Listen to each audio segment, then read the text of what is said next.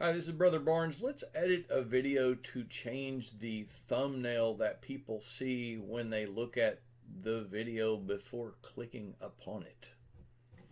Notice that when one is logged in, there will be a channel icon at the top right. Click on that, click on your channel, click on videos, and then scroll down to the video of interest. It's this mantis video that I would like to look at. Click on the video, click on edit video, and once edit video is clicked upon, then notice that there are different thumbnails available kind of early, middle, and late within the video that one can pick from. I would click save if I wanted this last photograph. I actually want to keep the one with my finger because it shows the scale of the mantis in size.